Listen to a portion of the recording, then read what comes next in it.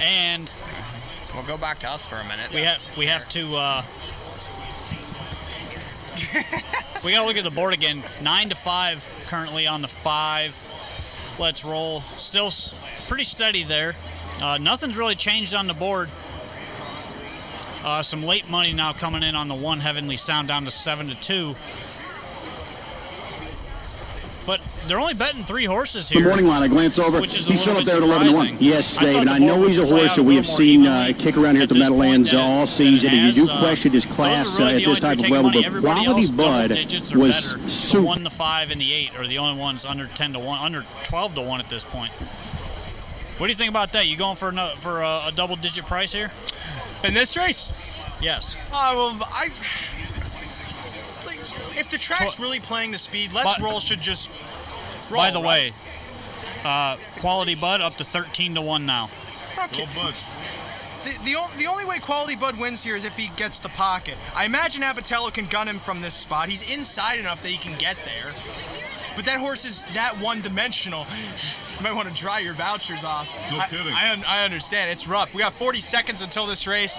Looking at the board, I mean, 12-1 on Quality Bud's a little low. Incredible Shark's, what, 7-2? I'm betting at 4.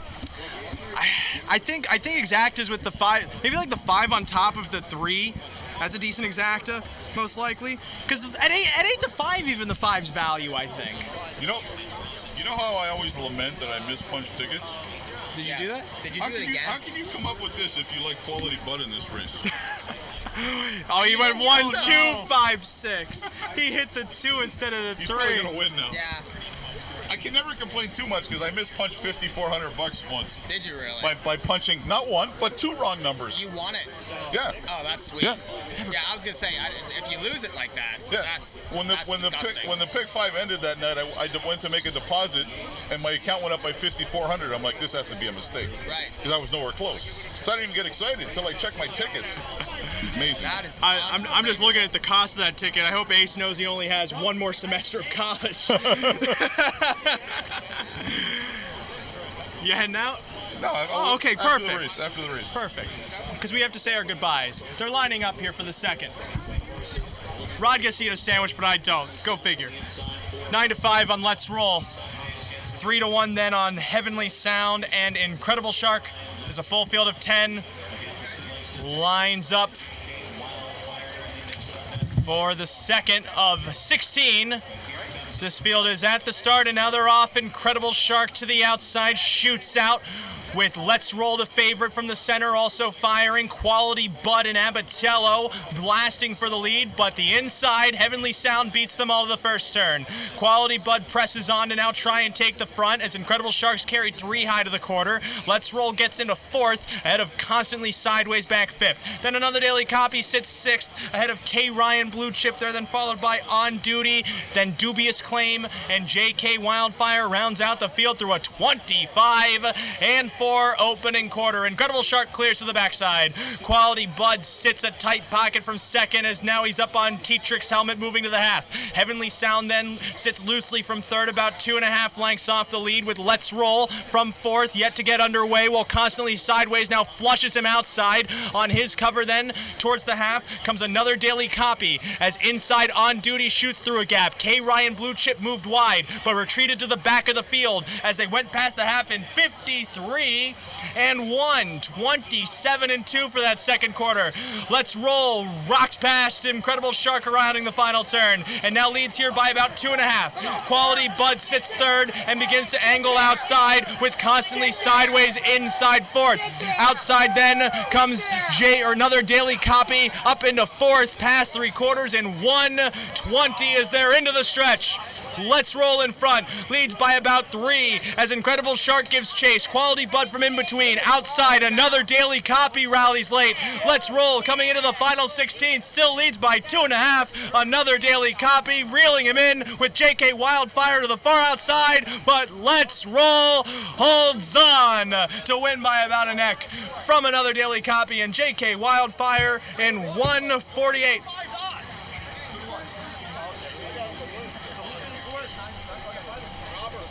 Five, 4, 10. Did anyone see who caught 4th? Maybe it's 3. Well, how about that? The 5 was 8-5. He went up to 2-1. That's not a bad bet. It's not a bad bet. It'd be a better bet. I think the 4 was pretty good in the race. Just missed. 4 was very good. And I was saying to you earlier, I didn't get a chance to say this on the show, but this horse last out raced him off the pace, and it was a good thing they tried that again because it seemed to work for him. But also, they went pretty fast up front. But the speed definitely held there as it comes in 5-4-10 in a photo. Well, he got the jump. I mean, that's the thing. We're pretty chalky so far. Oh, 2-1. That's 5. All right, boys, I gotta go.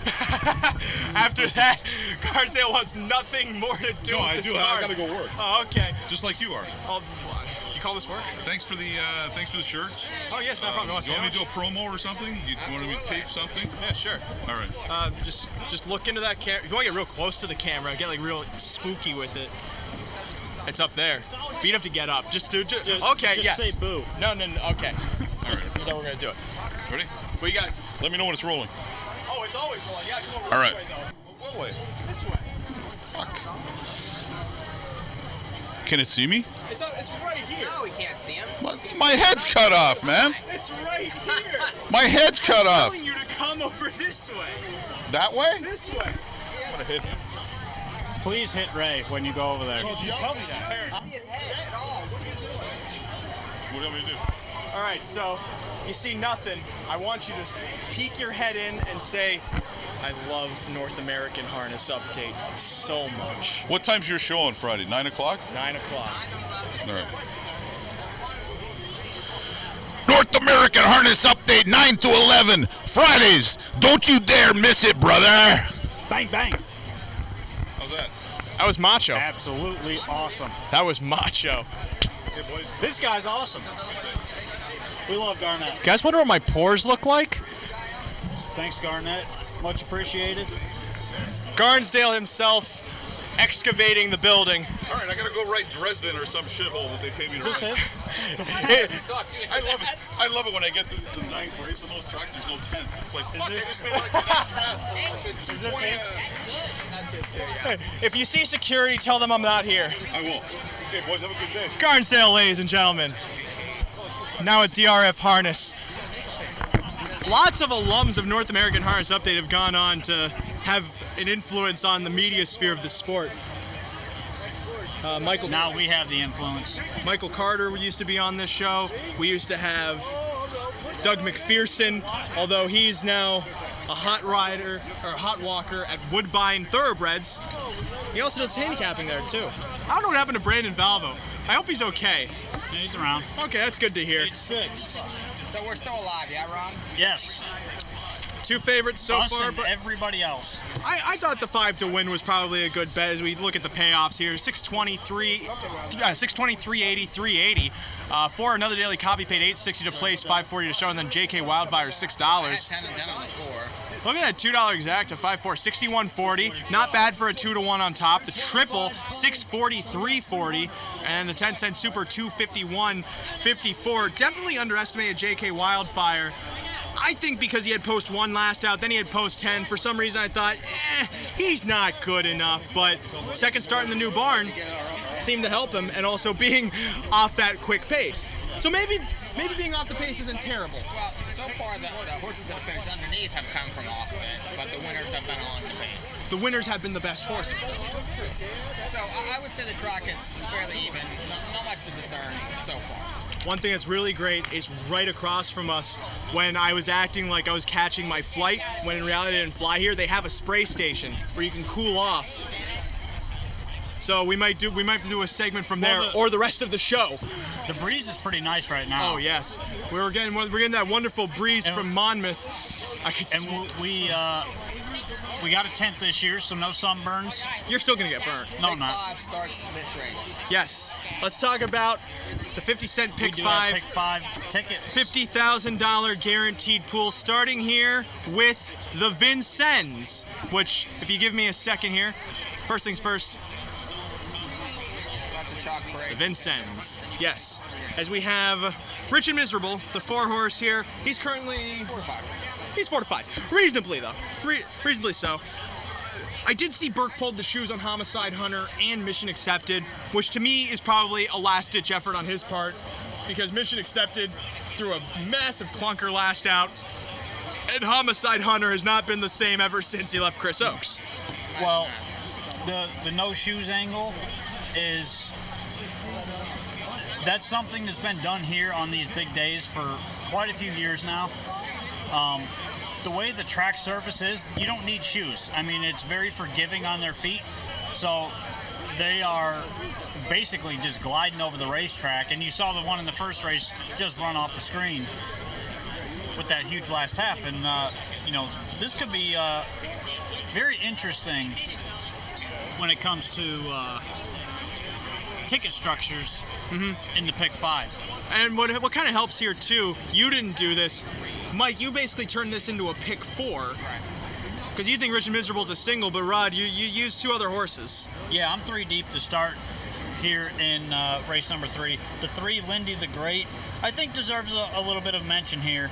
This horse has made $500,000, or nearly $500,000 in 37 lifetime starts. You know, there's a lot of class here, and it's his 4th start back off the qualifier. He raced him a lot better last week, coming first over, and he came from a very tough spot. He was 7th at the quarter and ended up right off the leader at the half. So, you know, he made up a lot of ground there, trotting that second quarter in 27, and I do think that this horse is good enough to beat this particular group if the trip works out. The 4, Rich and Miserable, has been dominant the last 2 weeks, and I was on this horse over in the Great Northeast over at Pocono on June 29th when we were there, and you know, this is one, he's got a ton of speed, and since coming to the big track, you know, he hasn't had to ration his speed at all. He just kind of goes, and you know, he's got a very quick turn of foot. I really like him, and he's going to be the obvious favorite here. And then the 8, Speeding Spur. This is 2nd start in North America. Give this horse a look. I think he's very tricky to play because he's got the outside in a 12-horse field. Now that's going to be a big key because it's not a mile and an eighth, it's just a mile race. So they go right into the first turn. So, you know, Tim Tetrick is going to have to decide what he's going to do with Speeding Spur. But I'm 3 deep there. Yeah, I'm not a fan of that one. Mike and I have been talking about this back and forth. I really should have caught Linda Toscano when she was over here earlier. Speeding Spur was paid into the Cashman. They dropped him in the Vincennes. I feel like something's not right there. But at the same time, that could also mean this is a much easier spot and the horse is more likely to win. As a result, I only threw on Lindy the Great as another contender in this race simply because he was 3rd to Manchego and Marion Marauder, who were quite frankly miles better than this field. And he might be a decent price and overlooked considering he was 3rd by 5 lengths and Rich and Miserable has just won most of his races. Then, of course, we have the Jim Doherty Memorial. We talked a bit about this earlier in regards to the pick 6. Hypnotic AM, definitely the horse to beat. I saw her warming up earlier. She looked fantastic. For me, though, Crucial's the only other horse. Well, Crucial's one of 2 other horses with a chance if she can just get the front and steal the race. And maybe Ms. Savannah Bell improves in her 3rd start because she was 3rd to Hypnotic AM. She hung a touch there, but I give her credit because it was her 2nd start lifetime. And she has room to improve with the right trip, may be able to get involved from post 10. So I went 3, 5, 10, and you have to try and beat Hypnotic AM here. Yeah, I spread out 5 deep for me. I think the 2 has a chance, moving inside, 2 8-holes in a row, has top connections, hasn't won yet, but was better last time, could continue to improve. The 3 is obvious, the 5 is obvious. I think the 8's interesting, Queen of the Hill.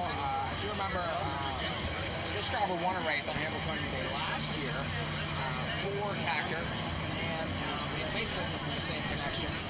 This horse was in the mix last time, just couldn't overcome. But, you know, obviously 2-year-old's improving. I think he shows speed, and I do like the 9-hole tomorrow. Just got nipped last time by the favorite. Should be up close early. And, you know, I think another one that could improve 3rd start. So I'm 2, 3, 5, 8, 9 in that second leg. Mike definitely spread more than you did. Oh yeah, I'm just going the 2 chalks there, the 3 and the 5. Fantastic. Don't say anything else. Peter Houghton, the only thing I was able to catch, I saw Expectations warming up, and he was on a gallop. He looked he did not look good at all warming up. The other Melander horses looked fine. They were all warming up in a pack. They had a ton of speed. Capricornus among them. Rod, I know this is one of your contenders. This is one of my contenders too, but at the same time, I feel you got to beat Real Cool Sam in this race first before you even try to do anything else. He's the horse to beat. Yeah, Real Cool Sam is definitely the best horse right now in the race.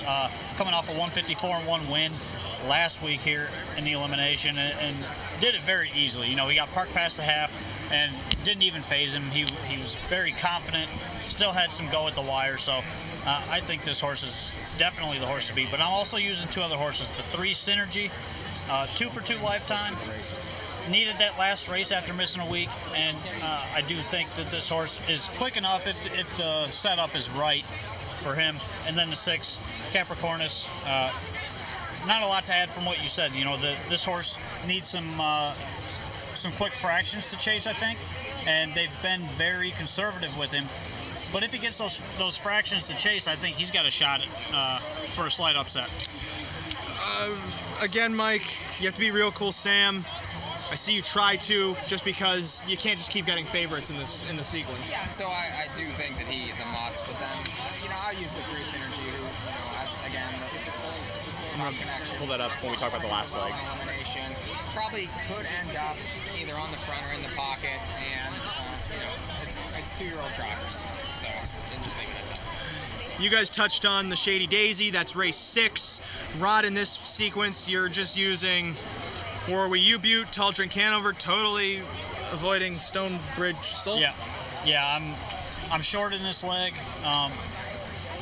The setup was kind of key for me in handicapping this race. I do think Warwick U-Butte is the horse to beat, and the one thing that I will say in the race with Tall Drink Hanover, she's best when she's close. So if she's close and she can get covered up, I think she's got a shot.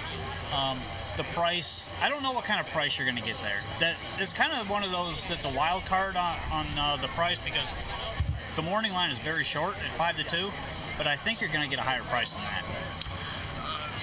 I felt that Warwick U-Butte is going to be the horse that messes the race up or sets it up for any of these other ones. Stonebridge Soul maybe just steals it, and then Warwick U-Butte just chases. Warwick U-Butte maybe presses Stonebridge Soul, sets it up for Tall Drink Hanover or Treacherous Rain. Or maybe Treacherous Rain is back to her form, coming back to the bigger track, making a start on Lasix. She likely improves in her second start off a month layoff, so I only went 4.57 trying to beat Warwick U-Butte. Yeah, I'm 2.57. I do think that Stonebridge Soul is probably improved, at the right time within the last, month and a half, as opposed to some of these other ones that were at a top level at 2 and maybe are coming back to these other ones now. I do feel like that she's one of the best 3-year-olds going right now. But Treacherous Rain is there's too much going here to overlook. Like, it took a little bit of a break, had a tough trip last time, now gets Lasix, was right there with the top ones, at Woodbine earlier this year. And she should get a little bit of a setup here. She's impossible for me not to use. And then Warwick U-Butte, I think, gets a much better post. Could be coming back to herself just a little bit. She likes the big track, I think, more than anything. Another one I'm using. So I was 2.57 there. Last leg of the pick 4, not one we've talked of the pick 5, not one we've talked about yet, but I feel is probably has the best chance of redeeming this card if it turns out to be mostly chalk. It's the Sam McKee Memorial, free-for-all Pacers. Of course, McWicked to the inside, comes in off a rebound victory in the Joe Garrity Memorial. Came from off-cover to nail This Is the Plan at the finish and win in 150-4, but he could not come from off the pace, as many could not on Meadowlands Pace Night when he raced in the William Houghton Memorial. He finished 4th in that race. Considering 2, lather up on the outside, he equaled the all-time fastest mile in harness racing history. But I think this race is made by the fact that he has to go from post 9 going 1 1/8 miles. Yeah, it's tough because he's still on the gate, so he can still leave, but he's going to have to work hard to get to the front. I do like him. He's still that horse right now. For me, he's the top horse. McWicked, I think, is a must-use after he came back. He bounced back with a win in his last start in the Garrity at Saratoga. And traditionally, he's a big track horse anyways. So I think he's a must-use. The 4, this is the plan. Very sharp form. Not winning a lot right now, but he's got early speed and he should be sitting right behind Lather Up. And then Highlighter I'm using for my price play in the race, coming off a huge win and a very easy win, I'll add, last week in the Golden Receiver here at the Meadowlands. He's been sharp all season. I'm 2, 4, 9, and 12 there. You see, I feel like Highlighter is another horse that messes this race up, Mike. I think this is a race for closers. I'm ready to beat this group. I don't know. I felt like he was supposed to get a perfect setup on pace night and didn't, and he just was floundering on the turn there. That was a mountain eighth also. The problem is I think he has to be first up in the race. Lather Up, and this is the plan. I think this is the plan is the horse to beat in this race because this is the horse that's going to get the best trip. He's going to end up in the pocket most likely, and he's going to get an easy trip. He should be right there turning for home, and he's been right there with these horses. I know he only has 1 win, but perfect post. I think perfect setup here. Highlighter was extremely disappointing whenever he was up against these types. Last time on pace night, I really needed him, and he was just completely flat as a pancake. Yes, he won last week, but that was a much easier spot than this. I don't like him here. I think it's got to be Lather Up, or this is the plan. I'm too deep. I feel like those two control the race, and McWicked, while he can beat me, I'm going to let him beat me. We see they're parading here. I agree with this is the plan. Off that same logic, because he's definitely going to gun, and he could be the one that strings Lather Up out and then be able to save that ground, as you said. And he's going to be a decent price too, I imagine. He's not going to be the favorite in this race. Especially since McWicked won his last start. He's starting to get back. Filibuster won his last start. Dorsadura won his last. These Burke horses have been racing well. But they're going to take money. I think Dorset Duro, you're still going to get like 12 to 1 on. Yeah, you're going to get a price, but they're going to take some money. And if you go to NAHUpicks.com, Dorset Duro Hanover is my top pick in that race because I think he can get that off the pace trip. I feel like that he's a better small track horse, period. That's my opinion. Yes, he did win last week, but that was now or never spot against a conditioned race. But he nowed it. He did. He didn't never. He won. No, I understand. He won. He's a good horse. He's a nice horse, but I think he's a better small track horse. Well, then again, did we think Western Joe was going to win this race last year? But Western Joe's a Meadowlands horse, and he got a perfect trip. He was betting that race. He's a nice horse, but 10-hole in a 12-horse race going a mile and an eighth, I don't think he can win this year. I did also throw Ideal Feeling on, even though he's been racing against much weaker than this group, simply because I know he's going to sit off the speed, and he's constantly kicking home fast. He races well over this track. He may not be racing against the best horses, but he's been in against Dorset Duro. He was second to Dorset Duro by a neck, so of course I have to like him because of that.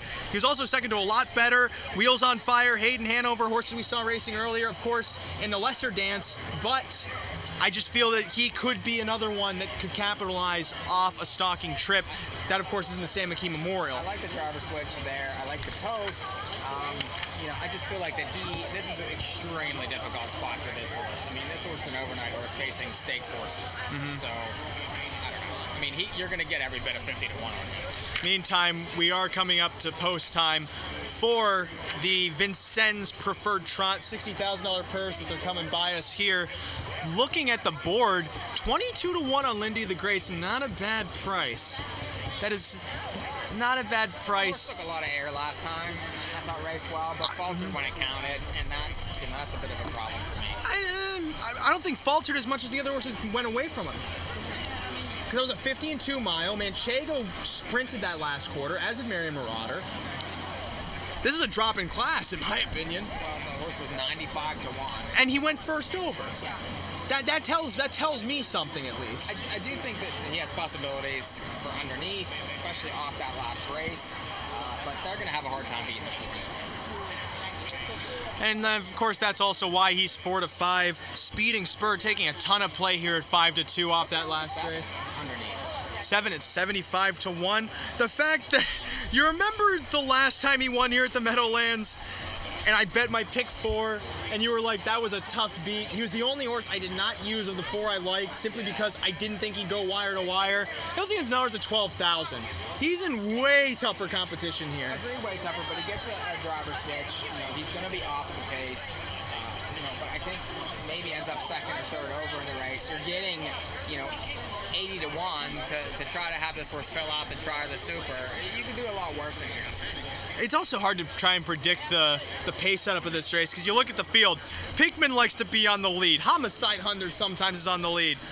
Rich and Miserable leaves. Pappy Go-Go leaves. Mission Accepted leaves. A lot of these horses are showing lines where they're up towards the front, but not all of them are going to go. No, and I do think the 4 controls the race, and a lot of them chase, and that sets it up for these long shot closers, similar to the first race where you had that 1 to 9 shot, and then some of the ones trying to chase him ended up tired late. So I think that super paid $1,200 for $1. This one could be equally as good. It's definitely worth spreading in those underneath spots simply because I think Pinkman at 8 to 1. That's an underlay. Horses like JL Cruz at 31 to 1 hasn't been racing terribly. He's a perfect opportunist. But he's from the 10 hole here. I don't see how he gets the trip in the JK Wildfire overcame the 10 hole. Okay. Didn't Wheels on Fire race well earlier too? Yeah, he was third. Outside hasn't been terrible. But this is a 12-horse race. I mean, it's a little bit different to be in the 10 hole in a 12-horse race. That's true. I'll have to take more air. Okay. And he does flash speed. I mean, but he isn't what he used to be. I'll say that. I can see the 12. You man the station. I gotta bet the 3. I'm sorry. That's way too high. Okay. 24 to 1. Why has everyone left me? I want to know. Ray's running to bet. 0 minutes to post. By myself here,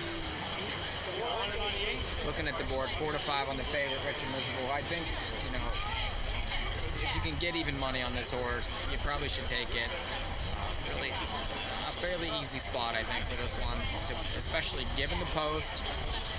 I don't really like to play favorites, but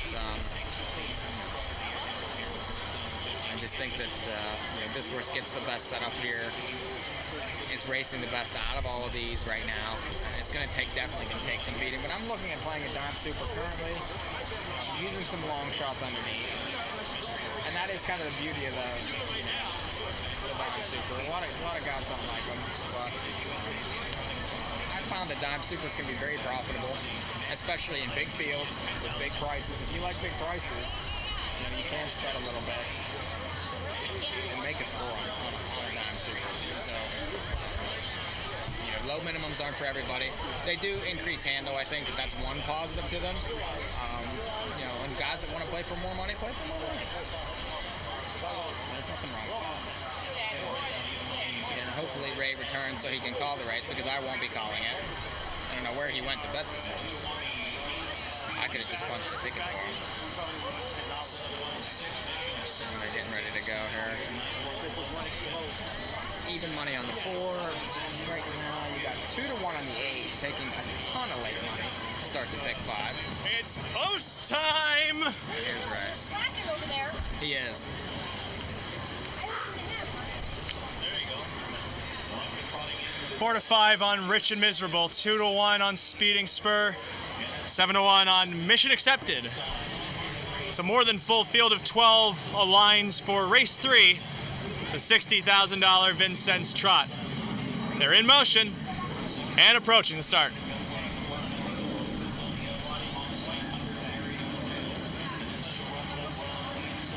Often trotting, JL Cruz kicks off the gate from the far outside while Mission Accepted tries to out-sprint him towards the first turn. Pappy Go-Go towards his inside also leads with Lindy the Great.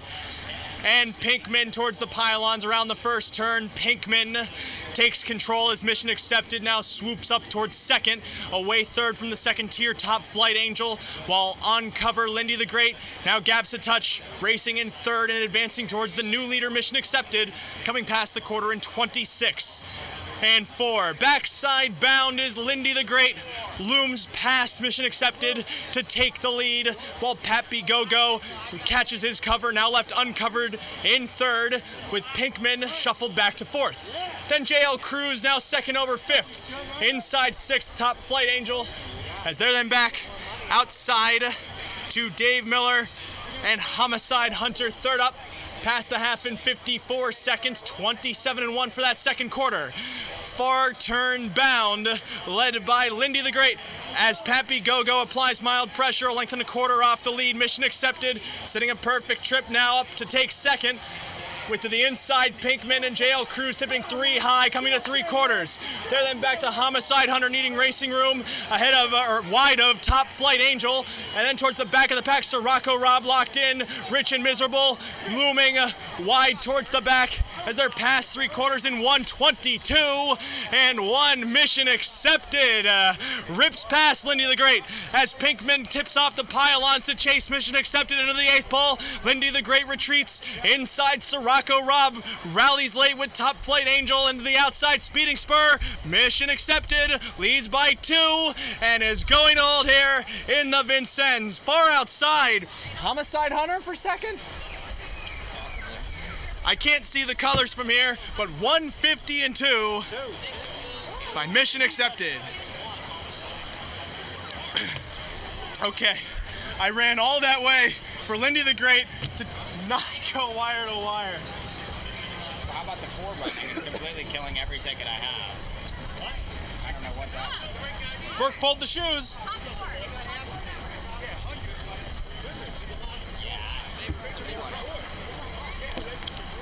6-1-2-12.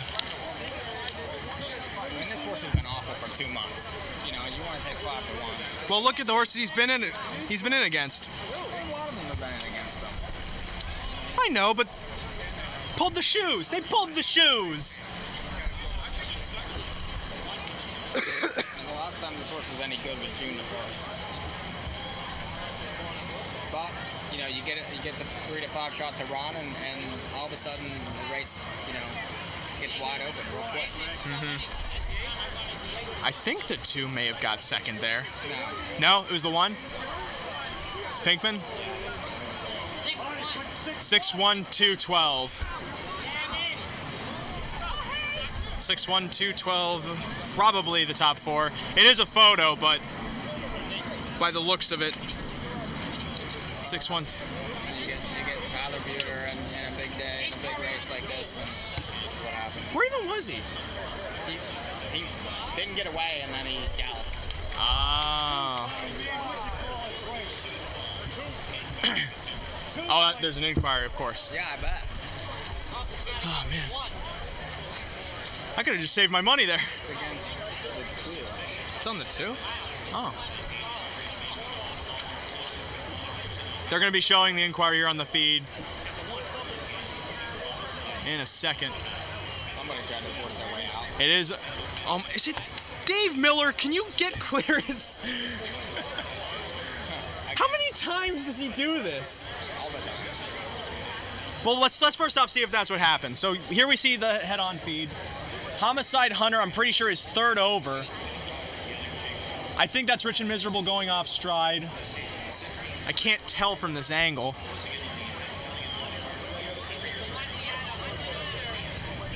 Rod's getting a phone call. It's from an 800 number. If anyone would like to call it, it's 800. That is a telemarketer, right? I probably shouldn't give that number out. I don't trust it. But meantime, Mission Accepted does head back to the winner's circle, as he is the unofficial winner of the Vincennes. Not my kind at all. I can understand why he won, but he was like, what, 6-1? Yeah, and you got 5 to 1 on this horse. I mean, he's not my kind. That's all there is to it. I know the only angle that you'd have going for him is the fact that people were betting him. Yeah. I mean, he did take a ton of money in the race. That's because the shoes were gone. Again, this whole shoes off thing is just... Who were in the top 3? 2 shoeless horses, albeit one may have rocked his way out of there. Let's move on. I feel like we need to move on. From this day? No, not from the day. Can the Hambletonian limbs just be next? No. The 2-year-old races are next. They are, and they're decent races.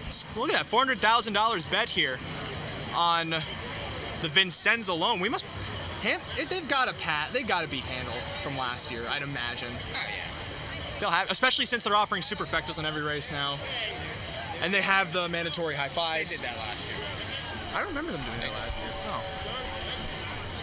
The inquiry does continue here, though, as we will now just wait even longer for the... No reason for disqualification. He stays up. 6'1". It's gonna be a nice super. 6'1", 212. Soon to be the official top 4 here is Homicide Hunter to stay. I don't know why. Here comes the Hanover Hustler. He might as well come in and join us. Yeah. Russ, I don't know how closely you were watching the race. I didn't think Homicide Hunter really did much of anything.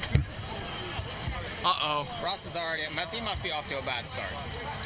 Well, I was good in the second race. The third race, I didn't see a lot of it because I was stuck in an elevator.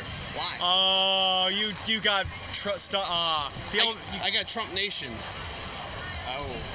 You can't take the elevators on a day like this. No. Well, especially since there's one elevator. I learned that lesson the hard way. There's one elevator from the rooftop. Is this the Here, one? you can turn it on. That'd probably help if you turned it on. I got a thing that works. Disappeared too. He took his break. Oh. Was that I saw scheduled? Rodney a little bit. Probably. He just up and left. That was my single in the pick 6. Mission accepted? No. Oh. Rich, and I'm very miserable. Yeah, I think us and most of us. I ran from here to bet Lindy the Great, and then I saw him get the lead, and I knew I was done. I was betting Pikmin and Exactas, and that horse was there. Hold on a second. Is that Albert Nash? I told you I was going to get him on the show. What's going on, buddy? How are you? That is Albert Nash joining us. Al, it's been years. Give him the mic. We've heard enough of you. It's been a year since you've last been on the show. Yeah. It seems like not only have you congratulated even more people, you're somehow watching even more races, which I don't know how you find the time to keep up with those results and such. But I also see too, it seems like you're starting to help out around barns and such as well. Yeah. Who have you been able to work for over the last year and stuff? Oh, Mangiello with the Ginsbergs and such too. Yeah. Oh, okay. I got my horse on my own Bassin. Oh, you have your own horse? Yeah, 3 of them. Oh, okay. How are they doing? They're doing good. We're getting seconds. My little sister girl's going to be running good. She had a couple of seconds. There you go. Apologies. Where they race? Saratoga? Monticello. Monticello. Oh, okay. Well, it's a good thing they're still open then. Yes, right. Good old Monticello, baby. I was there in January. It was all right. Who knows for how much longer? It was cold. Yeah. I almost died of frostbite. I'm sorry, Russ. Are you Al Nash? I was just throwing my 10 cents in there. No, give it to him. He's fine. Give me your 10 cents. I just lost on Lindy the Great. But no, I've been watching you go from just a 10 cents. He gave me his actual 10 cents. He gave me his actual 10 cents. It's been cool though to see you get your name out there in the sport, and now being able to go behind the scenes and be a part of the training process. Yeah. Especially since like a guy like me couldn't go out and do that because any trainer sees me and they just don't want me 5 miles near their horse. You have to develop you have to really develop a trust with the people you work with in order to get to sit behind these animals. Yeah. And I imagine that took a while for you to really develop. Been doing it for probably 8-10 years now. And you're just now starting to get into the training and such? No, I started with Mike Russo. Oh, okay. He got me more involved with sitting behind him. And that was around 8 or 10 years ago? No, Oh. 2 years back. Oh, okay. 4 or 5. But you get what I mean. It's Yeah. you get to know the people, and then they have to make sure that you don't own any weapons, and then they'll let you. Then they'll let you go and sit behind a I horse. sat behind the line out in the meadows. Oh, Went out okay. there every day. That was a good That's a trip. long drive if you're 8 if hours. you're out by Montecito. 'Cause I live- He came to visit us at Rosecroft about a year ago. Oh yeah, for Potomac Pace. No. No. Oh, for a regular night. regular night. Hey, every night. That's every night's a great night. That's a dedicated fan. Yes. You work there, so your words only half valid. But have you had thoughts of actually trying to run your own stable, or are you satisfied right now? Just I passed my written part. I would like to train. I'm sorry. Train, work for a big stable. You much rather do that at this point? Yeah. much less work, I imagine. Nothing wrong with that. Yeah. I wanted to train once, but until I saw how hard it was, I said, no, I'm going to stick to the handicap. And I feel like the horses would love to carry you. They would only make them stronger. You'd be a great trainer. You'd be a great trainer. No, I'd be a good backseat trainer, for sure. We're acting like aerodynamics aren't at play here, and they couldn't carry you. Right. But Al, so far, the card just got a bit more interesting, because we saw a $14 horse just win. $12 horse. A $12 horse? Okay, not as interesting, but... He was 12-1 on the morning line. I could never bet that horse. I couldn't have either. But I have hope now that maybe some bigger prices might come in. You have any sort of like real out there horse you like today here on the Hambo card? I like McWicked. You like McWicked? Yeah. You think he comes back? Yeah, I bet him last week, 2 weeks back, You got a great price. Yeah. $4-1. $9 over Yeah, he was running to the window. I can imagine him running right now. I was out of breath, but it doesn't help that everyone's chain smoking around us. Yeah, they were listening to Chainsmokers while chain smoking. I'm sorry, you made me cough. I had to clean out my lungs. You really think he's going to be a decent price though today, McWicked? Off that win? Maybe. Okay. Still got ladder up. You would say that he's kind of your lock then? I'd say not. Oh, do you have a lock? My dad like 6-pack. Okay. I like that. You need a 6-pack after this. Yeah. Right? So long as your lock isn't green shoe, that's boring. Yeah, we don't want that, right? Nah. Anyway, Or a chimpanzee. they're racing chimpanzees here. I thought I saw one down there. I saw the Hambletonian earlier. Al, this is your show now. I gotta go check it. No. McWicked might be a decent price though. That's one of the more interesting races on the card, I thought. He'll get 5-2 or 3-1 on that horse. Yeah, if you like, That owes me money. No. go chase him down. When he's post parading, I want to get a video of you yelling at him. And then just confuse Brian Sears while you're doing that. And any other kind of horses really catch your eye though today? Later in the card? Not yet. Oh, Hello Tomorrow. I like that horse too. Okay. I do. Yeah, that horse does a decent job. That's not. That horse won't be a bad price. She's currently up on the board at 17-1. Yeah, you're gonna get a decent price here. The horse will leave, and then you get Dave Miller. Nothing wrong with that. As of course, this next race is the Jim Doherty Memorial. Yes. $310,000 on the line for 2-year-old trotting fillies. That's a lot of money. A lot of money. That's like I forgot how much his race is worth. I think they upped the purse even because it used to be like 200,000. I don't know why I'm talking about how much money these already rich people are gonna make. I know. Us poor guys are doing this show. But you know what? Mike's enjoying it. So Yeah. Mike's having fun. he's having a ball. But what exactly caught your eye about Hello Tomorrow, Al, in this race? Hope he lose. He only got beat by the nose last start by the 5. And she did win in her first start. Yeah. At 80 cents on the dollar. You can move the mic closer. We want people to make sure. We want people to hear you. All right. You got a beautiful voice, a nice tenor. People hate my voice. That's why. That's because you're an alto. No one likes altos. But it's okay. Nah, Somebody shut this mic off. I don't know who was doing that. I don't know. Probably Rod. Unbelievable. But Al, I feel like as a handicapper, you would understand.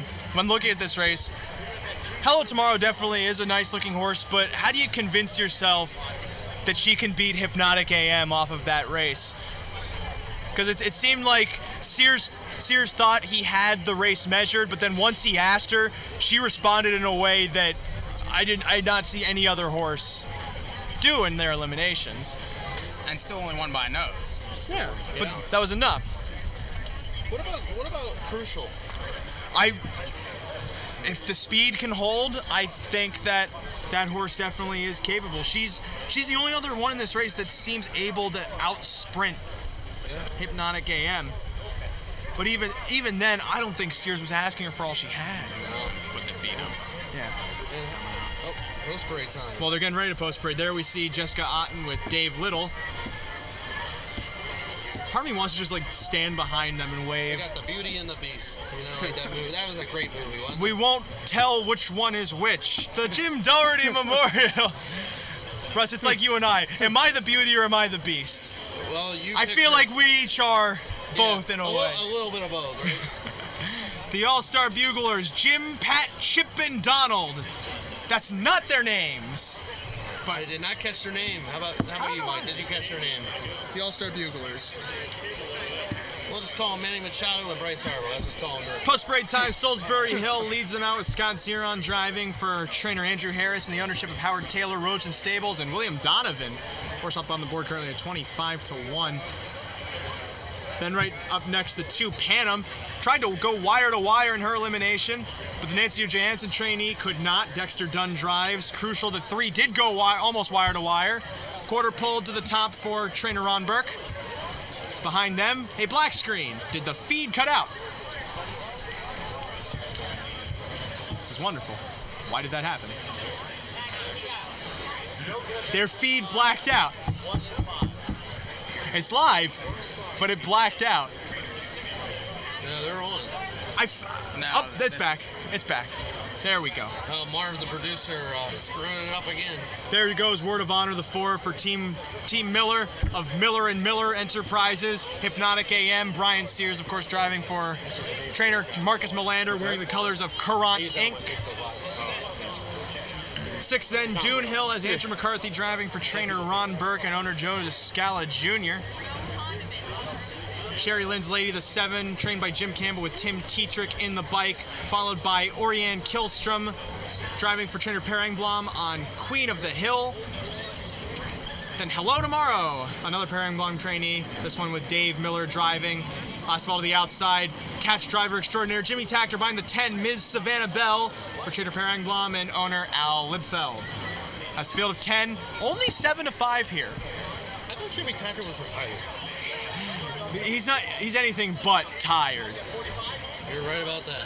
7-5 here on Hypnotic AM as we're getting ready to go for the Jim Doherty Memorial. Mike, does that seem light to you for a filly that's supposed to be a superstar?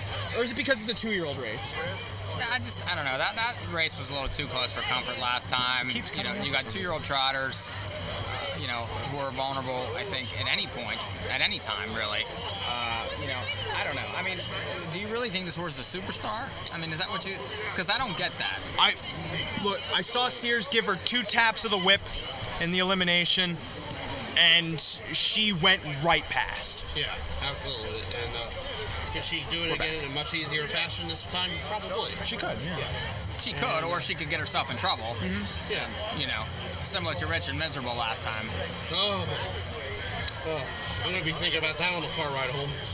Which, if that sort of thing happens, maybe it sets up for a horse like Crucial, am I reading that right? Is that 7-1? That's 2-1. I thought 7-1 was too good to be true. But you're getting a good price, Al, on your horse, Hello Tomorrow. Yeah. Currently 13-1. You liking that price on her? Yeah. I'm with them on that. Oh, really? Yeah, I'm going to go with them on that. I am. What's wrong with I'm not going to let him go by himself. You got 12-1 on Hello Tomorrow. Speed, big chance. Just lost to your superstar last time by an inch. Yeah. But does she clear from post now? I do think that she has a chance to clear. I mean, I don't know. The 2's going. The 2's going, but the 2 could bust when going. What if she ends up in the 3 hole? Is that okay? I mean, does she end up first up then, or have to wait and shake loose? Therein lies the problem there. Because even if she does clear, someone's going to retake. Mm-hmm. So, I'm hoping she gets away 3rd or 4th and ends up in the flow then. Right. I mean, that's my thought on her. And you're getting 12-1. What if Sears leaves? Yeah, and that could be very interesting at the start of this race. Yeah, I mean, that horse was flying up front early, but against, easier spots. The track's been playing pretty fair so far. It's been very fair. Yeah. Except for my wall. It has been too fair. Not as fair. No. Your wall's not that fat either. Well, that's self-inflicted, I think. I can only fit so much money into it, so what can you do? Spend it. I think this is a good race to try to get a price. So a little bit of troll there, Al. That's not too good. Hopefully Al can get us the price, or Mikey can get us a price as well. It's interesting to see, though, in this race. Salisbury Hill won her elimination. Correct. Albeit, she got a perfect trip. I mean, perfect. But and a perfect opening at the end. Yes. But I thought more people would bet her off the win because she's 23 to 1. Yeah, they just thought, because the horse sat on the rail, did no racing, and just sat behind the leaders and just pulled. And What if that happens here? It could very well be, but the bettors just thought maybe it was a fluke. But if this horse runs today, then it won't be no fluke. Yeah, and you're going to get paid.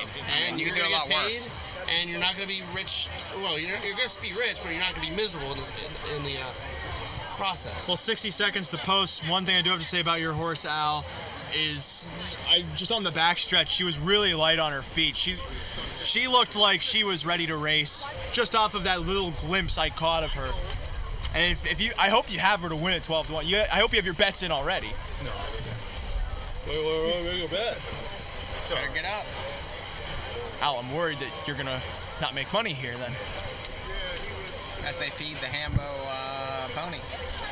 Oh yeah, they'll feed the Hambo pony, but I just have all these sandwiches sitting here. I haven't eaten a single You'll one. get one. I'll get one after this race. Maybe Rod, if he decides to come back to the show at any point. Rod's never coming back. I saw Rod was walking. His flight leaves in an hour. Why would he come back? Oh, I forgot about that. Thanks for coming, Rod. We're just getting drunk on He's like Rod. whatever he was flying. All right. Show back in the day? Oh, yeah. Back in the day, it's still on for Still people on? at who are sick at Bob school. Barker and Rod Rowley, but before it was Yeah. Drew Carey and that other guy. I can't even think of his name right now. Wayne Brady. No, that's that other show. That's on before. No, Wayne Brady hosted Price is Right for a while. No, didn't he? Wayne Brady's on that. Let's make a deal. Wayne Oh, Brady's that's on that right, show. What's my line, dude? Now it's Yeah. Whose Line, isn't it? Oh no, whose line is it anyway? Yeah. That was a good show, by the way. I like that was show. a great show. How do you guys not get what I did? They're lining up 3 to 5 on. That's the Peter Houghton. 3 to 5 on Hypnotic AM. Oh my. This 9 is 11 to 1. How? She's going down too. I don't mean like losing. I mean in betting. Come on, people, go bet the 9. I do like the 10 at 40 to 1. I think Miss Savannah Bell can hit the exotics. All right, you calling this or no? Of course. Oh, I'm gonna go watch this race over there. So I don't. There's a look at the beautiful Hambletonian Day crowd. Hello to Denise and Jared. And we list more names, but they're lining up. Second choice at 5 to 2, the 3 Crucial. Third choice at 9 to 1, the 7 Sherry Lynn's Lady. The Jim Doherty Memorial is in motion and approaching the start.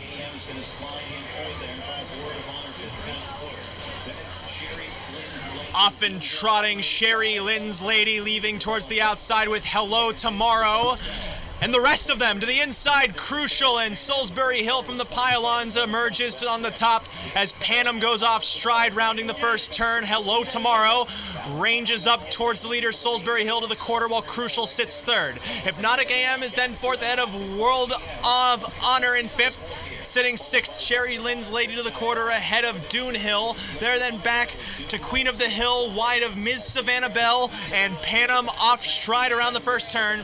Trails the field through a 27-1 first quarter. Hello Tomorrow dictates the terms to the backside as Crucial moves wide for Gingras to try and take control with Salisbury Hill sitting behind the top 2 from third. Hypnotic AM, the odds-on choice, unhurried from fourth, about 3.5 lengths from the front, with Word of Honor on that one's back fifth, waiting for the favorite to tip. Sherry Lynn's Lady then enters the 2-wide drive as Hypnotic AM from fourth now moves first up through a 55 4/2.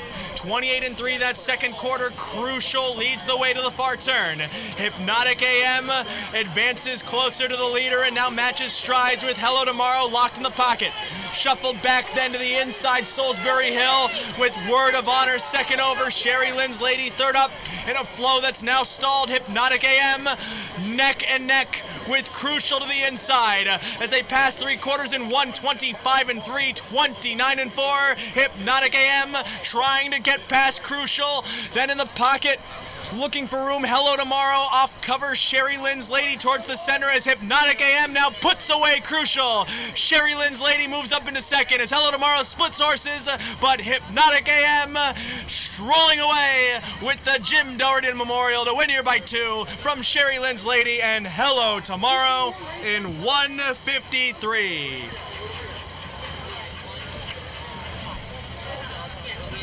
Horse race soup or right? Well, if there's one thing I love doing on my own show, it's touting 1 to 5 shots. Great job, Ray. Attaboy. 1 to 2, actually. Oh, and we got a good price on her then. Yeah. I like she figured. Sherry Lynn's Lady raced better than I thought, but she was like 8 to 1. I liked her last week, but she hung too badly for me to take her here.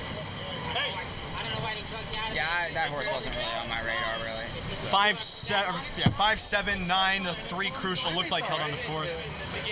Tough though. 9 did exactly what she had to do. Yeah. But Hypnotic AM, they knew she was the best horse. They went first up, went past Crucial, darted away. Yes. She was very crucial on the 5 going right by the 3. See where I went with that? What? It's crucial to go by the 3. I'm sorry, have we met? My name's Ray. Russ. Thanks, sir.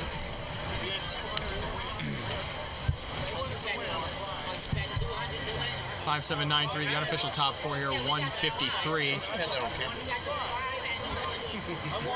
153 by Brian Sears for Marcus Melander.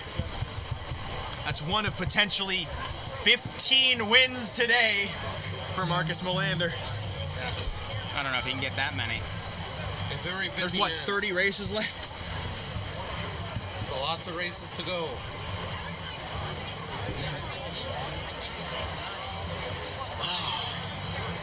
As we wait here for Hypnotic AM to head back to the winner's circle. We can grab the winner's circle reaction. Yes, why not? Here from Marcus Melander, Brian Sears. Only 358,000 bet on their race, but it was a 10-horse field. Last race had the pick 5 also. That's not bad for the single race. Yeah, so far not so good for me. So, well, this was the worry we had, was the best horses would show up. Yeah, and they are so far. Until we get to the Sam McKee Memorial. Now you got Real Cool Sam in the next. Oh yeah, Real Cool Sam. Yeah, you like that one. Another favorite. I don't know. Let's figure this out. Al, do you think Real Cool Sam loses? Tell him to speak up. I can't even hear him. I'm sitting right here. 3 or 4. Al thinks it's a 2-horse race between the 3 and the 4. I forget who the 3 is. Synergy. What sticks out to you about Synergy, other than he won his elimination? He took Mile off of being scratch sick. Big mile off of scratching sick. I remember watching the eliminations, and Dave Little made an interesting point that a 2-year-old scratching sick that early and then coming back the next week, you don't see that often. So it could have been something like real minor. Yeah, Like that's probably what it was. The horse could have been 90%, not 100. Could have been 92%. We know Per Engblom does not like to race his horses below 92%. Correct. He likes racing them at 100%. Yep. So. I'm only assuming that is. But this looks more of a wide open race, though. Mm-hmm. It really is. I mean, if I was forced to, you put a gun to my head and I had to pick one. We got wanded. I couldn't bring mine in. Well, No, I'm trying to think here. I was only able to bring these I was in. trying to think of a good joke, but it wasn't working out. So I'm going to go with stay close. That's what I think. Stay close. Yes. You really like that horse? We were talking about that the other night off camera, sort of. Horse won by 10 1/4 lengths. I'm pretty sure because the horse broke in front of him. Yeah, but still, the horse still won by 10 1/2 lengths. And then lost. And then, he lost by length and a half to Synergy. Nothing wrong with that. People are betting Synergy. People are betting Real Cool Sam. Why can't this horse show up? Plus, she gets Scott's here on first time. Sky Z's been pretty much incredible. Now we got some wind. Could be some more of that wind. Oh, yes. It was incredible. But you're going to get a nice price on that horse. And like I said, you get the driver change. Sky's been winning pretty much everything here the last couple of years. And if you're looking to get a price, possibly that one, Capricornus. I mean, that horse was locked in until about the 3/4 pole, and then came flying late. Unfortunately, just ran out of racetrack. So we'll see. We'll see if that one can get involved as well. And I wouldn't be surprised if that horse won, but can't take anything less than 4 or 5 to 1 there. But what else do you guys think about this race? Back of the neck. Aside from Capricornus, raced the most interestingly for me. Yes. Even though he was towed into the race by Real Cool Sam.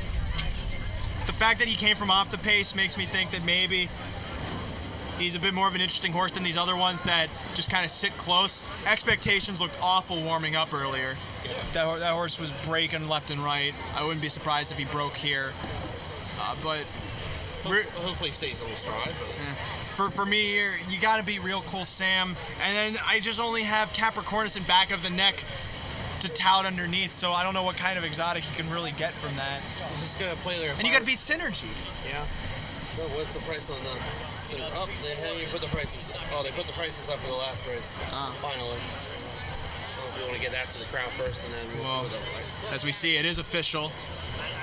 The Jim Doherty Memorial winner, Hypnotic AM, pays a whopping $3 to win, $240 to place, $220 to show. The 7, Sherry Lynn's Lady, $620, $380, and then the 9, Hello Tomorrow, $380. $2 exacta, $5.7, $16. $2 try, $5.79, $78.60. The 10-cent superfecta, $5.793. $12.77. We're waiting here on Winner's Circle reaction. You want to do that interview with Jim Campbell? It's the time to do it. Yes. Like a real good time to do it. Well, we're waiting first. We want to get the Winner's Circle interview. That should be popping up at any moment. There we go. I'm joined by Anders Strom here from Courant, and Hypnotic AM was a pretty super effort out there, Anders. Yeah, it's a fantastic group of fillies this year, and for her to win first over like that in 153, fantastic. Super filly. Tell us about your colts coming up in the Hambletonian. Well, we got 3 horses in the race. I couldn't have asked for more. They trained well. Here we are. Let's see what happens. Que sera. Is one of them named Green Shoe? Green Shoe is there. Chimpanzee, Green Manalishi. And Chimpanzee has never lost a race. He's been a wonderful horse too. He's never set the foot wrong. No one knows how good he is. I'm looking forward to see it today. Anders, good luck today. Thank you. You got it. Anders Strom, part of Courant Inc., owner of Hypnotic AM there. In the Jim Doherty Memorial, she is the winner. We've been talking a lot about, or at least I've been talking a lot about Real Cool Sam. And earlier, I was able, let me make sure I have this. Oh, yep. I was making sure everything was correct. Earlier, when people were around doing autographs and such, I was able to catch Jim Campbell. We talked a bit about Real Cool Sam, and also later on his big horse in the Hambletonian Oaks. Millie's Possession. Roll the clip. Jim, I doubt you get mistaken for John as often as some people might think, just because the colors are so similar. And you both, JC, it seems like a popular abbreviation in your family. Well, yeah, a lot of times people have called me John and stuff like that. But he's my brother. I'm proud of him, and I just say no. I'm Jim, his younger brother. Jim Campbell also the one that's done most of the hard work, I would say, because I feel training in terms of catch driving and training, two different art forms, I would say, but definitely training is a lot more intensive, especially nowadays. Yeah, there's obviously more hours put into training, but it's not easy being a driver either, because you got to be on top of your game for people to want to use you on good horses, and they have more traveling and stuff like that. We have longer hours during the day. For me, we get up at 4 o'clock in the morning and go all day, sometimes late at night, whereas theirs is pretty much a 5-6 hour day. Yes, get in, go out, go to sleep. I love that. That would be my ideal lifestyle. But of course, you also train the top young horses I always see every year. You always have some sort of sharp young contender, either in a Hambletonian race or in one of the other bigger stakes. Real Cool Sam, for instance, from Fashion Farms. You also trained his dam, Cooler Schooner. Right off the bat, the pedigree just says this horse is going to be a star. Well, she was tremendous amount of speed. Just had a little problems controlling it. But this colt, so far his manners have been great. He does have a lot of speed. He was a natural right from day one. So he's going to have to bring his A game today, and hopefully he brings it. He's got the ability and everything like that, and hope for the best. And then, of course, you also trained the favorite in the Hambletonian Oaks, Millie's Possession, trying to stay undefeated. I don't know if she'd be the first undefeated winner of the Hambletonian Oaks, but I feel this is probably the toughest competition she's faced to date. Are you kind of worried that maybe she might not be able to handle the pressure, or have we not seen the best of her yet? Well, loaded question. When you go into a race like that, it's not going to be easy. And there's a lot of good fillies out there. My feeling is the filly that's going to win is going to be the one that gets the better trip. I think if any of them get roughed up a little too much, there's too many good ones in there that'll take advantage of that. And I just hope that she's not one of the ones getting roughed up. She's got great determination. She loves to race and she loves to win. So hopefully she can continue it again today. Well, Jim, I apologize for taking up so much of your time, but it's always great talking with you whenever I can. Jim Campbell, not John.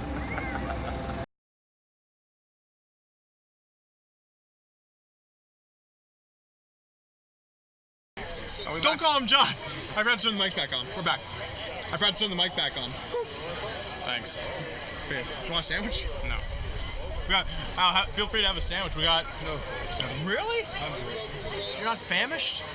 I'm famished. Here's Russ. We can always depend on Russ. Meanwhile, we should have shot a Ron Adams Jr. search party segment. Yes. At this point, we have no idea where he is. We need to send CSI after him. What makes you think he's watching the show? Criminal Minds. Criminal Minds right now. I want to know where Rod is. We're reporting him missing because he gone. And now I have to eat the sandwich while I'm hosting the show, getting ready for this next race. What's it called? The Peter Houghton Memorial. Of course, Jim Campbell, as you heard in the interview, he trained the dam of the favorite here, Cooler Schooner, who also, I think, still holds the world record over a 5/8 mile track. Very possible. I have no idea. 3-year-old trotting. I don't have the record book memorized like you. I just remember the year she was around. That was the year of Shake It Carry. When she was really good. That was the year Lifetime Pursuit won the Hambletonian. I don't think Cooler Schooner made the Oaks final because she broke in the elimination. That's the only way I could imagine she doesn't make that final. Yeah, that's what happened, actually, because wasn't she favored in the elimination? And then she might have been, because when you have that kind of speed, it's difficult to not bet a horse like that. That's why Lathrup's probably going to be the favorite later on in the Sam McKee Memorial. But, of course, too, I thought the most interesting part of that interview, when I was talking about Millie's Possession, he was sort of wishy-washy. He understood that she could lose, right. But also that could be because Jim understands how racing works, and maybe he doesn't want to have too many expectations going into the race. Well, I mean, you have the favorite in a $500,000 race. I mean, people expect you to win the race, period. So, and for him to feel that pressure, I think it's easier to be 50-1 because you're just happy to be there, and whatever you get is gravy. They're expecting the horse to win. She's never lost. She's been very impressive, but, I don't know. I mean, last time in the elimination, the drive was a little bit iffy. I mean, very overconfident. You know, she got looked in the eye and barely got to the line first. You know, they're all going to be coming this time. They're not going to be sitting around waiting on her. You know, she's going to have to go and see what she has, and we'll see. You know, I don't know. She's going to be underlaid for sure. And that was definitely the part that I feel worried him, is because Southwind Cassius to his inside, she has speed. Sonic Grace can leave. Evident Beauty can leave. She's surrounded by speed. Right. But at the same time, her best races have come when she's from off the pace and she grinds into it. Right. But that could also create issues. Yeah, she is a grinder. You know, but again, she's kind of, you know, a couple weeks ago, she wasn't necessarily considered the favorite for the Oaks. I mean, she sort of raced her way into that the last 3 weeks. So, you know, she's good, but I don't think she's, you know, 1 to 5, 2 to 5, 3 to 5 good necessarily. She'll be the favorite, but I think she's very beatable. But I think they're all beatable. Real Cool Sam, though, I know you feel is beatable. A little bit, yeah. Let me pull up the odds here. For Even this race. money. They're paraded 4 right to now. 5. Yes, they are. Good catch. 4 to 5 here on Real Cool Sam. Thank you, whoever. Oh, Jim Roman posting in Catch Driver official group. Thank you for doing that during the show. We appreciate your notification. Is that you? No, Is that you? that's Is not that me. Rod? No, that's some guy in the Catch Driver Facebook group. Okay. I tried to turn notifications off, but I can't. There's the 5 stay close. You must have been really hungry. I was really That hungry. you had to eat this sandwich, like. Well, I also know, too, I need to subsist. I had a light breakfast because I was stressed about going on the air, but now that we're rolling, I'm loosening. I guess. I'm loosening. Yeah. Uh-oh. Look at this guy. He's like a whole different man. Get over here. He can sit in my chair. Yeah. You guys having a good time? Oh, yeah. Nice to see you, man. We should, going on? we should be asking if you're having a good time. I remember a couple of years ago when I first started on your show, you could kick my ass back then, but now I'm worried for my safety. What? You really look like you can kick my ass. I know. I'm not violent, man. I'm not. Well, no, but you're looking great. You're down like, what, 500 pounds? I've lost probably about 60 pounds. That's not bad. I mean, I'm trying to find 60 pounds. Do you know where I could get some? Oh. You guys live?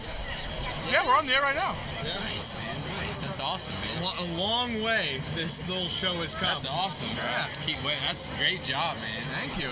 That's awesome. Where's Rod at? That's a good question. Do you know? Did he make it in from the flight last night? He's here, but then he just left. You make any money? Not yet. I ran to go bet Lindy the Great just for him to get the lead and then die. And I had to call the entire. I love Real Cool Sam here. That's why you're pointing at Synergy. And then custom can tab later, baby. I like that one too. A lot of people are on custom can tab. Scotty's here. I don't race against it big time. Yeah, that's awesome what you're doing, Ray, man. What grade you in? Are you? I am a rising senior in college. Junior, senior. That's awesome. I'm ahead, you know. Your dad here? Yeah, he's upstairs. Nice. Press box. Nice, man. I mean, you might need one of these, but people probably know who you are. You're the co-host of North American Horrors Update. Used to be. Since you haven't updated Used your to bio. be. You guys have taken it to a whole new level, man. So. Although I've seen you're doing well in the mattress industry. You still there? Oh yeah. You're the king mattress? Is that what they call? What are the ranks? I'm curious because like I know how some of these industries work, where it's like if you work in gas, you'd be like Sir Ethanol and then Captain Diesel. Do you have those kind of names? No. matches? I've did like $1.2 million in sales like the last 5-6 years. I'm sorry, what? How much? I usually average about 1.2 million for the year. Am I standing, Russ? You are now. I need to sit down after hearing that. Oh my word. How much are you selling mattresses? What's in these mattresses? Is it good You stuff? sell it, go up and down and lift your head up and feet up. What's really inside? All kinds of memory foam. Good stuff. Now, you don't sell those Colombian mattresses. No. More like Tempur-Pedics, those kind of things. Yeah. For the old people. Yep. But We carry everything, man. But I didn't bring you here because I obviously was the reason you were able to come to the Hambo, and you didn't win a contest to bring you up here from Arkansas. Yeah, I did. How do you get into harness racing from Arkansas? Well, I lived in Indiana for a long time, and right. Chicago. That's how I got. That's how I got into it. And I imagine you moved just because you wanted a bit more of a quaint life. No, down south. my wife got transferred down there. So Okay. she does real good, man. She's the vice president of craft and cheese, vice president of sales. Could she explain why I've been backed up for about a week? Nope, she can't, man. She sure can't, man. What else? You guys doing this all day? All day. What I gotta know is your bankroll up or down? It's up, dude. I finished second in the poker tournament last night. Okay. Casino night. And I actually got rivered by Kevin McDermott out of the. Where is he? Let's go get him. Out of the top prize, I was winning, and he rivered me. But I'm happy, man. It's good. I had the pick 5 yesterday, and Real Cool Sam wins right here. I'll be happy, man. You have him singled? I've got him played on top and everything. Wait, but whoa, who's your big price play? Because I've been telling everyone I'm worried it's gonna be chalk all day. I like custom Cantab later. Custom Cantab. Custom Cantab. Everyone's on. I must be wrong. I must have hit my head on the pole. I'm not here right now. I think Manchego. I'll have to watch the board. You know me. Hey, I'm gonna play those two on first, second, third, second. Use the whole field while you're at it. It's time for the Peter Houghton Memorial. Final thoughts, gents. Good luck, Real Cool Sam.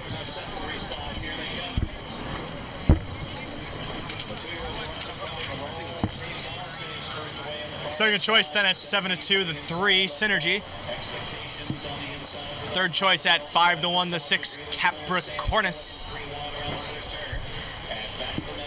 As the field for the $324,550 Peter Houghton Memorial is in motion and approaching the start.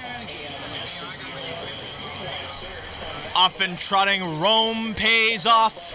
Moving out for the top with Synergy towards the inside and Expectations edging towards the top from the pylon to the first turn, while Rome pays off, out sprints him to lead here by about 2, moving to the opening quarter. Carried 3 wide then, back of the neck, and Matthias Melander up into second as Synergy's between horses racing third, wide of Expectations, his stablemate, or rather his competitor, as stablemate 2 Expectations, back of the neck clears in 27-3.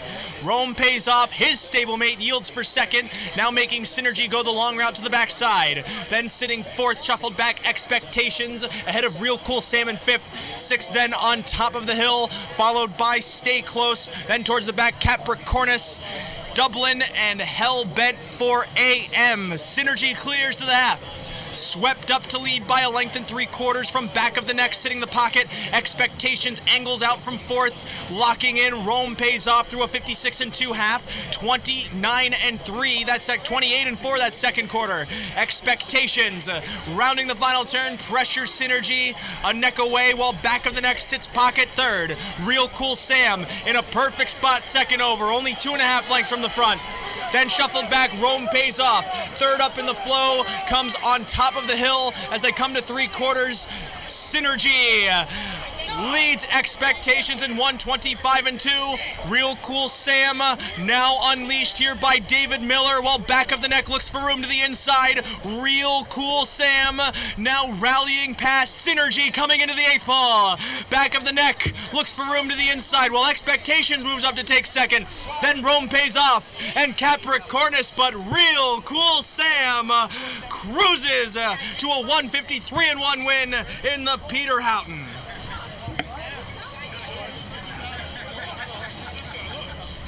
Explain to me how Expectations look so bad warming up and then... Because you can't put everything into warm-ups. I guess that's true. I mean... Hey, I was gonna... Alright. That's fine. So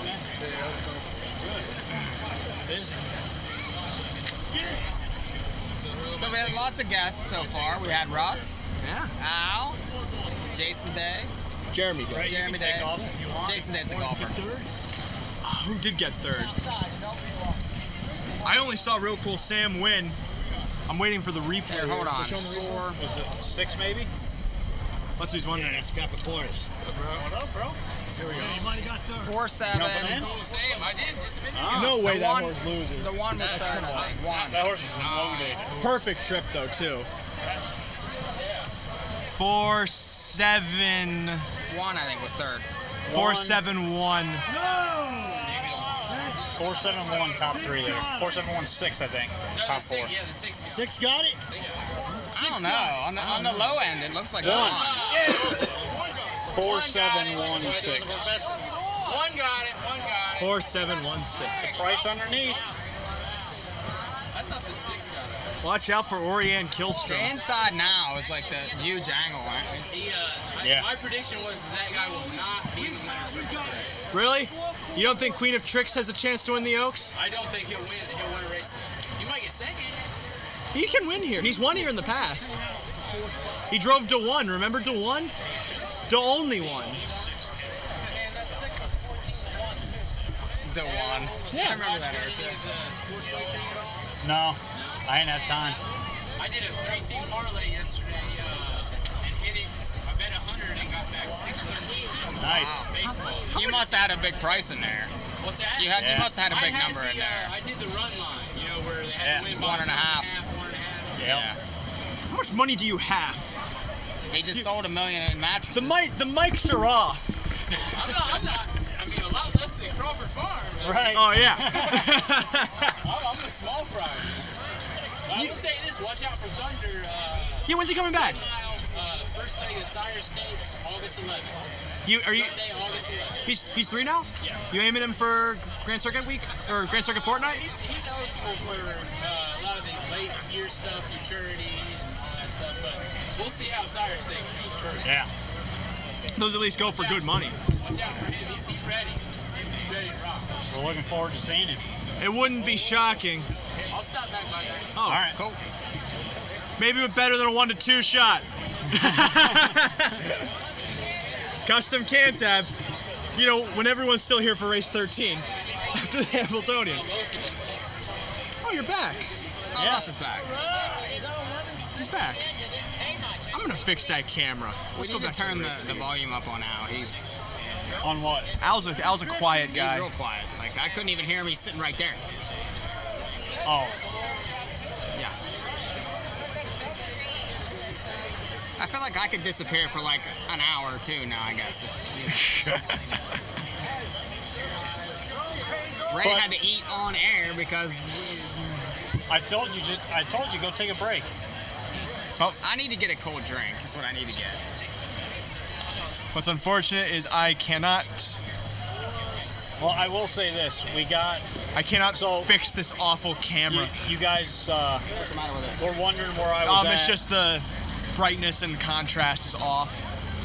Those of you wondering where I was at, I had to go help the Hambletonian Society get their stream set up. We got it set up so that now we'll be showing. Dear. Yep. Oh, hi, Russ. It's 152. There's Russ Adams. It's getting brighter here. It says post time is 157. I'll say it's 2:10. Well, the sun's starting to angle over the tent. That's not good. That's not good. He's not sunburned yet, so we're okay. Nope. Actually, Russ, if you just want to like go that way and just sit there for a while, I'll start smelling something and then help you. Yeah. Smell like burning flesh. Right here, there's the Winner's Circle presentation for the Peter Houghton Memorial, won by Real Cool Sam. It was real cool. He was impressive there. I was saying with Mike earlier, because we rolled the Jim Campbell interview, you missed it, but he sounded much more confident in Real Cool Sam than he did about Millie's possession. I only say that because I brought up the fact that there's so much speed around Millie's possession, and we know we know she can go first up. Yeah. And that could hurt her. We know she can leave, and that could hurt her. So it seems like she has to work out a trip she's never gone before. And it sounded like Jim was going, I know we have the best horse, but I understand too, this is not an easy thing to pull. especially with an undefeated horse. Right, and you're going for big money today. I mean, everybody's going for something here. Yeah, right. You know, whether they have a shot or not, you know, they're to win the race. They're all trying to get the same blood.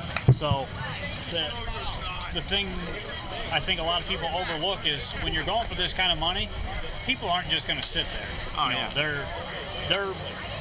They're moving their horses, they're staying involved, and they're giving their horse the best chance to win, whether it be from on the lead or off the pace. Meantime, $3 to win on Real Cool Sam, $2.60 to place, $2.20 to show. Rome pays off, $11.60, $7.40, and the one expectation, $6. $2 exacta, $4.7, $41.20. $2 try, $4.71, $5.70, $2.40. Let's go to the winner's circle with Bob Hayden.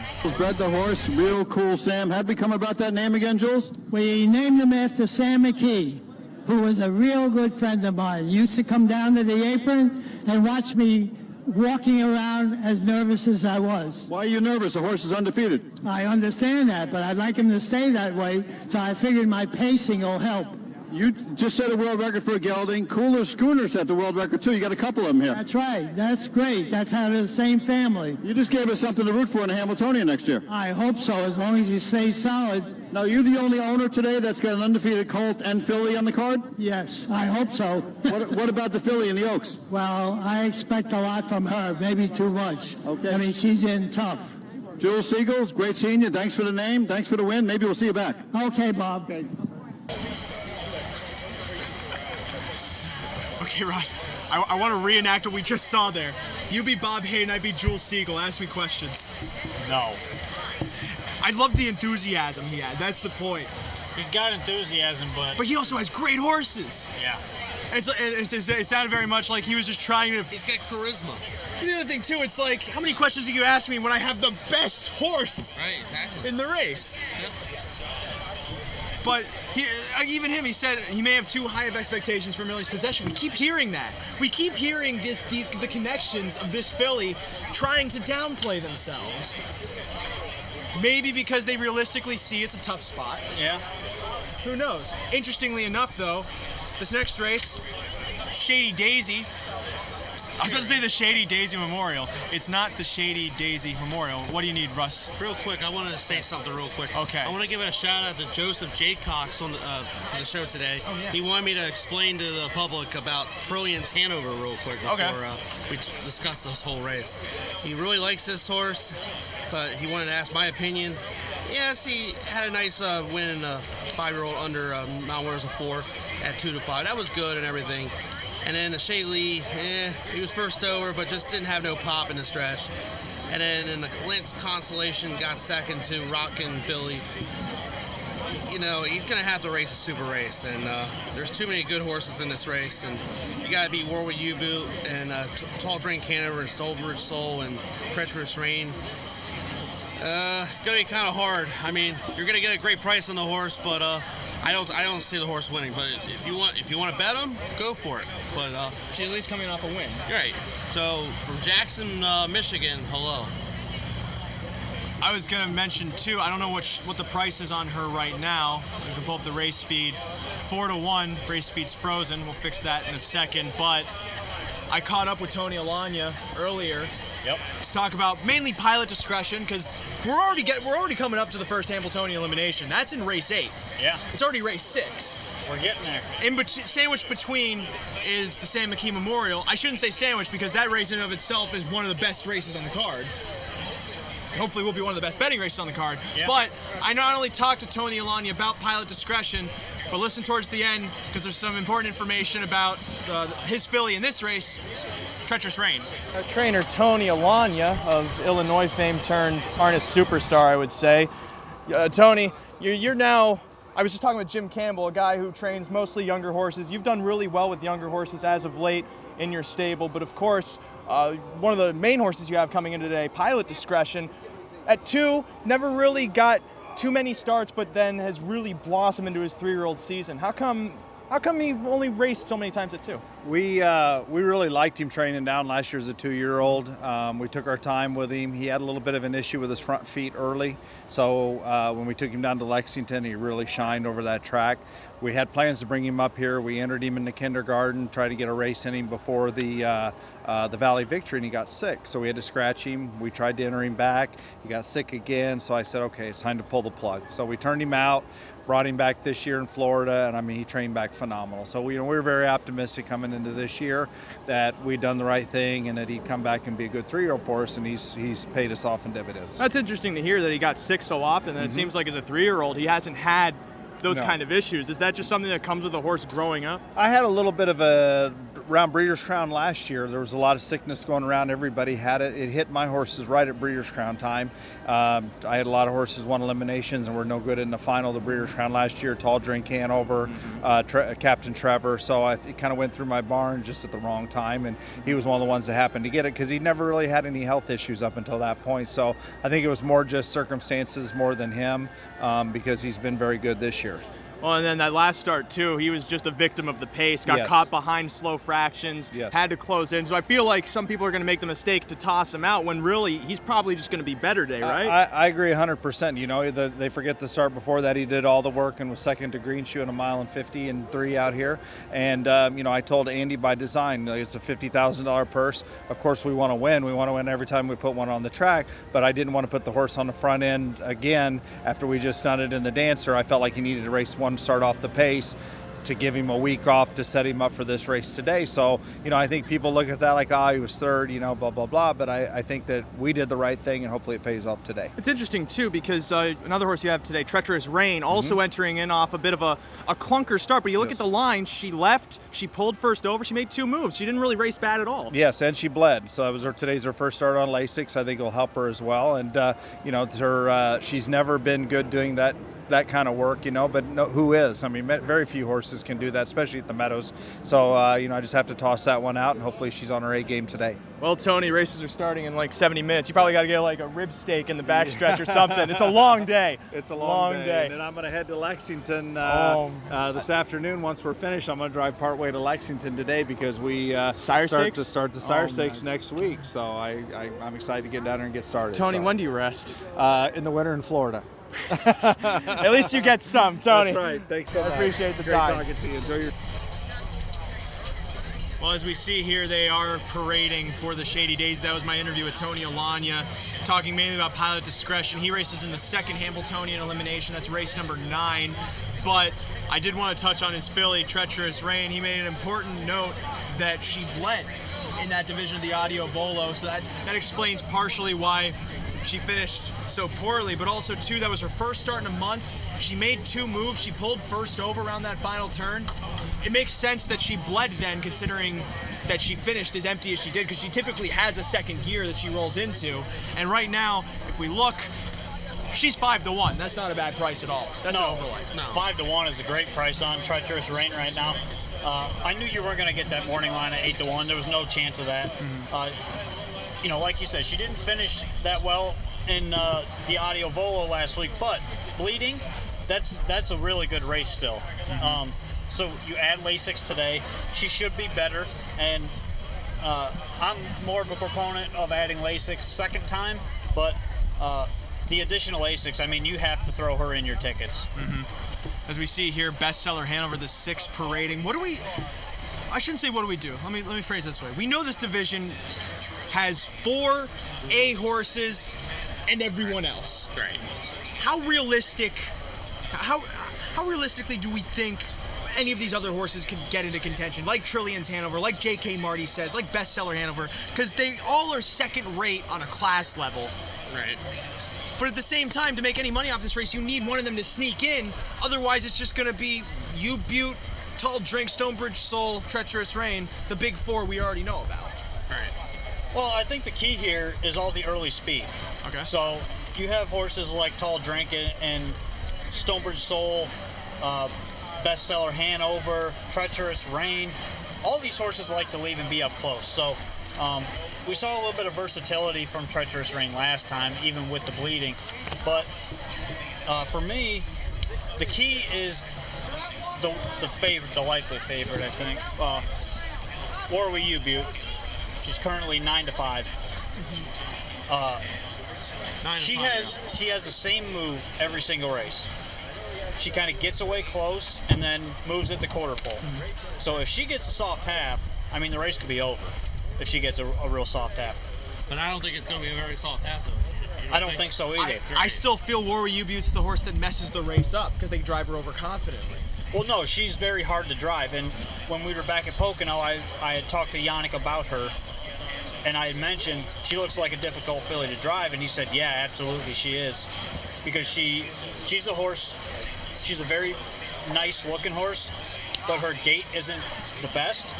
So when she gets doubled up, she starts hitting herself. And she's made bobbles in the past where she's almost made breaks because Yannick had her jammed up in a hole. And you know, she's one that you got to let her do her thing. Otherwise, you know, she's just another horse.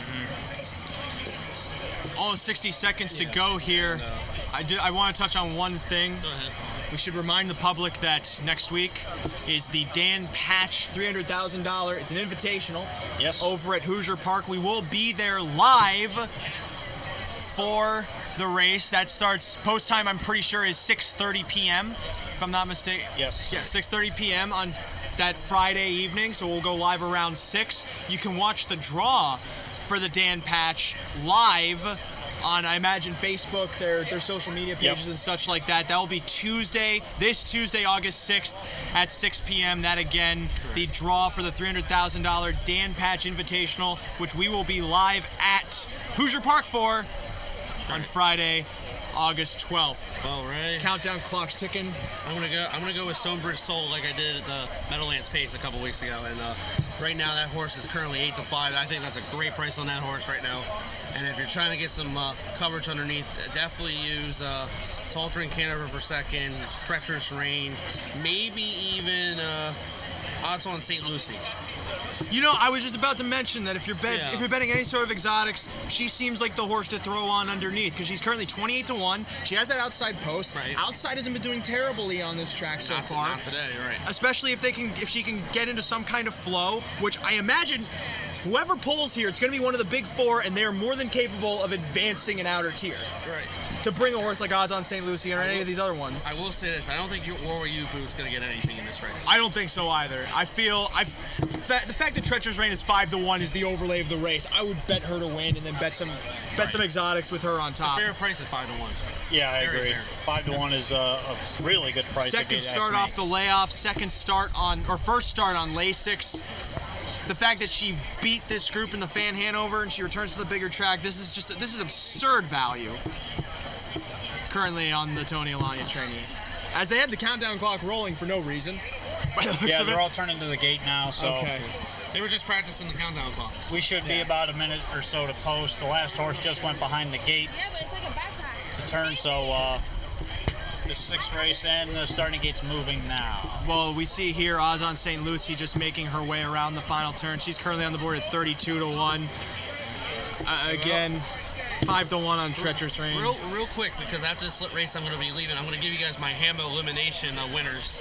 Oh, you got to go bet your pickers with Johnny? Yeah, I got to take care of that. I got to go see how my dad's doing. But anyway, in race number 8, I think I'm going to go with Chimpanzee. That looks like the obvious horse. 12 for 12, dominated the New York Sire Stakes, and also won the Breeders' Crown Final last year. Gonna have to step his game up to be there. And then also for second, I'm gonna go with Swandre the Giant. Can't have fashion for third, and that's all I'm gonna use there. And in race 9, real quick, I'm gonna go with Green Shoe to win it, Pilot Discretion for second, just box the exacta and stuff like that. So go ahead, Ray. You're ready to call this race? And, field lining up for the $100,362 Shady Daisy. I'll see you guys in race 13. Goodbye, Russ. We'll be back after this race. Not good riddance, goodbye. Right. 9-5 on Stonebridge Soul, 2-1 on Warwick Butte. Fillies lined up in motion, approaching the start for the Shady Daisy, and now they're off with Stonebridge Soul from the center, moving towards the top. Tall Drink Hanover looking to beat her to the first turn as Trillions Hanover protects position towards the pylons, and Warwick U-Butte tucks back into fifth behind Treacherous Rain, who now floats up and slides into fourth. Back sixth then to the quarter comes J.K. Marty Says, ahead of Bestseller Hanover towards the back with Sylph Hanover and Odds On St. Lucie. Last of all past the quarter in 26-4, Tall Drink Hanover takes control to the backside to lead Stonebridge Soul here by 2. Then a gap of another 2 3/4 to Trillions Hanover in third. Treacherous Rain unhurried from fourth as Warwick U-Butte looks to flush her outside from fifth. J.K. Marty Says then stuck sixth as the field tightens towards the back. Outside comes Warwick U-Butte. Treacherous Rain now goes first up, and she commits to go uncovered after her stablemate. Tall Drink Hanover through a 54 3/2. 27-4 that second quarter. Treacherous Rain now ranging up towards Tall Drink Hanover, rounding the final turn. Now within a length and 3/4 of the lead. Stonebridge Soul, meantime, sitting the pocket as Warwick U-Butte towed second over into fourth within 2.5 lengths of the lead. Trillions Hanover then back fifth, ahead or inside of Bestseller Hanover, then J.K. Marty Says, Odds On St. Lucie, and Sylph Hanover. Last of all, 122 for 3/4, 27-2 as Tall Drink Hanover sprints away. Stonebridge Soul gives chase. Off cover, Warwick U-Butte trying to track her down, but Tall Drink Hanover is just toying with them. She leads by 2.5. Warwick U-Butte and Trillions Hanover splitting horses late, but Tall Drink Hanover coming to the line to hold on in the Shady Daisy by a neck over Trillions Hanover, Warwick U-Butte in 1:48. Ray, Trillions Hanover raced a big race. I did not see that coming. Top pick winner on NAHUpicks.com, Tall Drink Hanover. 7-2, by the way. Although I did not think she would be that good. No. Wow. All right, boys, I'll see you in a little while. See you, Ray. Where has she been all season? Soon, all right? Track record right there for Tall Drink Hanover. I mean, I'm both surprised and not surprised. We always knew she was a good filly. But I think what really won her the race, not only was the speed, but Treacherous Rain was empty first up. Yeah. They weren't expecting that. And that stalled the flow, that forced others wide. If Trillions Hanover gets out sooner, she wins. They went fast. I mean, 54 and 3. How did Trillions Hanover come home then? Because they came in 26. Yeah. So Trillions had to come home. And change. Yeah. 4-1-2-5. Top 4. 4-1-2.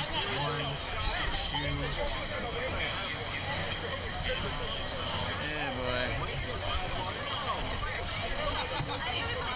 I admittedly thought 7-2 was too low on Tall Drink Hanover, but then again, probably should have been suspicious on 6-1 on Treacherous Rain. I'm not surprised though. Should have asked Tony about this horse instead. You're right. Huh. Interesting. I told you, Tall Drink had a shot. I like how he hid this horse from me.